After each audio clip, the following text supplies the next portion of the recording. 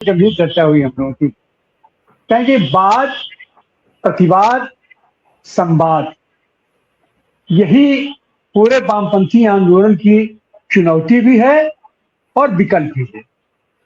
इसी का अभाव है, यही प्रक्रिया आगे नहीं बढ़ रही है। यह प्रक्रिया ही देश को, समाज को आगे विकास के रास्ते पर ले जा सकती है। और इसमें बाधक है हमारी व्यक्तिगत महत्वाकांक्षा, हमारा ईगो और एक दूसरे के प्रति जो कंपटीशन का भाव रहता है कि एक दूसरे को रौंद करके हम कैसे आगे बढ़ जाए। कंपटीशन कीजिए, लेकिन साथ लेके चलिए, साथ चलते हुए कंपटीशन कीजिए। एक दूसरे को रौंदने की बात जहां आएगी, वहीं वाद, प्रतिवाद, संवाद की प्रक्रिया बंद हो जाएगी, अवरुद्ध हो जाएगी। और शायद यही कारण है कि कम्युनिस्ट पार्टी, जो मैं तो कहता हूं कि 1905 में, 1907 में, 1917 में और अंततः फाइनल माना जाता है कि 1925 में हमारी स्थापना हो गई, उस सारी प्रक्रिया, प्रोसेस का अंश यही रहा है। और शायद यही कारण रहा है कि इस प्रक्रिया से हम अलग हटे हैं। इस प्रक्रिया से हम जितना ही दूर होते गए हैं, वैसे ही हम कम्युनिस्ट पार्टियों में भी तरह तरह की कम्युनिस्ट अमीबा के तरीके से बिखराते चले गए। आज की तारीख में देश में कम से कम 150-200 कम्युनिस्ट पार्टियां हैं। समाजवादी पार्टी की तो बातें छोड़िए, हम तो समाजवादी पार्टियों को भी, समाजवादी दर्शन को भी इसी का अंग मानते हैं। उसकी बात छोड़िए, जो अपने आप को कम्युनिस्ट कहते हैं वो कम से कम 150-200 पार्टियां। 147 पार्टी तो मैं उसकी काउंटिंग कर चुका था अपने शोध पीरियड में। तो इस स्थिति, तो ये जो खंड तरखंड, अरे कितनी तो कम्युनिस्ट पार्टियां हैं कि एक ही जेबे में एक ही आदमी 4-5 तो कम्युनिस्ट पार्टी लेके चलता है।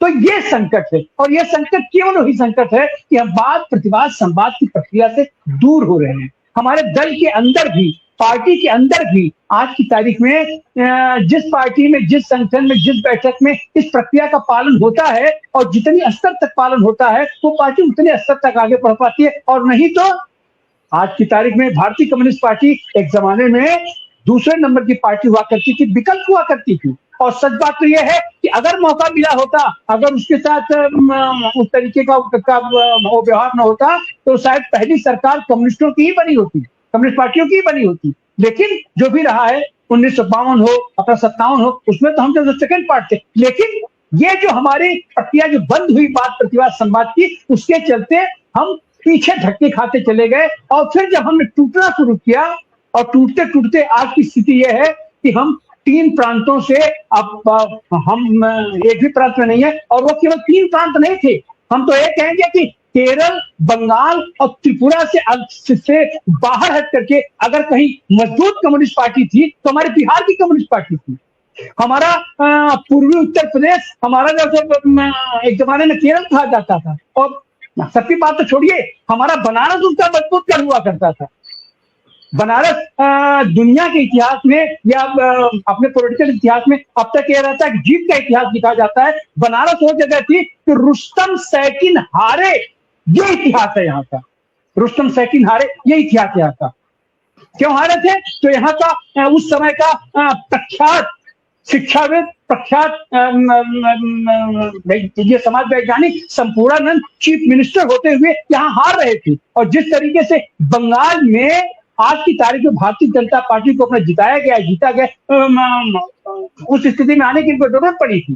तो ये है, ये हमारा इतिहास। लेकिन हम उस अपने सम्मानजनक इतिहास को हम ही ध्वस्त कर रहे हैं, और उसका कारण केवल यही है कि हम वाद, प्रतिवाद, संवाद की प्रक्रिया को हम दूषित कर रहे हैं, हम उसको क्षरित कर रहे हैं, उस पर हम आगे नहीं बढ़ रहे हैं। फल यह है कि हम गिड़गिड़ा रहे हैं लोग के सामने उसी ढांचे में। अरे अगर तुमको उस ढांचे में आना, अच्छा, पहली बात तो यह है कि मार्क्स ने जो कहा था उस पर भी आप आगे नहीं बढ़ रहे हो।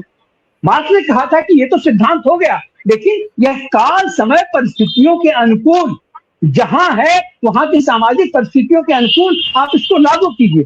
आज की तारीख में हम तो एक शुक्रिया करेंगे ये तमिलनाडु का जो विजन है, विजन ने स्पष्ट रूप से वहां धारा खींची है कि हम द्रविडियन हैं, द्रविडियन पॉलिटिक्स को हम मानते हैं, लेकिन हम स्टालिन वाले वो फिलॉसफी को हम नहीं मानते हैं। हम नास्तिक नहीं हैं, हम सनातन धर्मी हैं। सनातन धर्म को लेकर के हम आगे चलने वाले लोग। किस तरीके की प्रक्रिया होनी चाहिए, आप बात कीजिए, उस पर विमर्श कीजिए, और विमर्श से अगर कोई रास्ता निकलता था, विजयन उसने आते अपना पहली बार उसने सीधे प्रधानमंत्री को, आज की तारीख में प्रधानमंत्री हमारा खूंखार शेर है, वो किसी को आमंत्रित करे और उसका गट्टा झटक दे। इतना साहस अगर किसी में हो सकता है तो निश्चित रूप से उसमें वामपंथी आधार, उसमें वामपंथी जींस है। और उसने पहले ही आते आते कह दिया है कि हमारी पहली वरीयता होगी कांग्रेस होगी, हमारे लेफ्ट होंगे, अपना ये सारे लोग हैं जो कि इस चीज को मानते हैं। और आज की तारीख में भी हम इतना विलंब कर रहे हैं उसको साथ लेने में। ऐसे लोगों को बांह पसार करके सामने लाना होगा, और जो कोई भी वाद प्रतिवाद संवाद की प्रक्रिया में आना चाहता है, ऐसे सारे लोगों को आत्मसात करना होगा, तब जाकर के हम वामपंथी आंदोलन का हम एक विकल्प दे सकते हैं। और उसके सामने जो कोई भी वो चुनौतियां हैं, इस एक मूल मंत्र से हम उसका समाधान कर सकते हैं। इन शब्दों के साथ हम आज बहुत शुक्रिया आपका महोदय को जी बहुत आपका शुक्रिया। आपने जो कहा वो प्रक्रिया मुझे लगता है कि वामपंथी मोर्चे के अंदर भी चलनी चाहिए, लेकिन 33 साल का शासन रहा। मैं अगर आप पार्टी की मीटिंग्स के अंदर देखें तो वैचारिक जो है विषयों के ऊपर बहुत कम बहस हुई।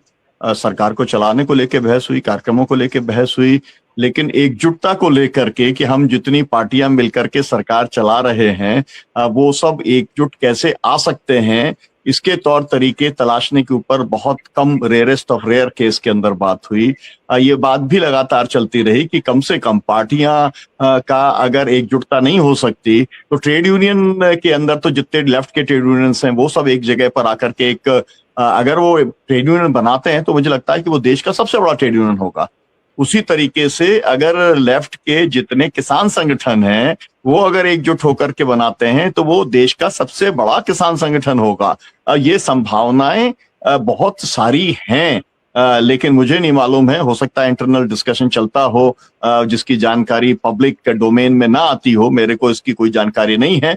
लेकिन इस समय जो है एक कॉरपोरेट युग आया है, एक सांप्रदायिक ताकतों ने जो कब्जा कर लिया है देश के ऊपर, या दुनिया के अंदर कॉरपोरेट की ताकतों ने कब्जा किया है, उनसे मुकाबला करने के लिए जो भी वामपंथी फोर्सेस हैं, मैं ये कहूंगा जो भी समाजवादी फोर्सेस हैं, या और आगे विस्तार करके जो भी प्रगतिशील ताकतें हैं, सबको आपस के संवाद को बढ़ाने की जरूरत है, एकजुटता की दिशा में आगे बढ़ने की जरूरत है। ये देश हमसे अपेक्षा करता है, जिसे हम वर्किंग क्लास कहते हैं या जो वंचित वर्ग कहते हैं, वो हमसे अपेक्षा करता है। हम इस चर्चा को जारी रखेंगे।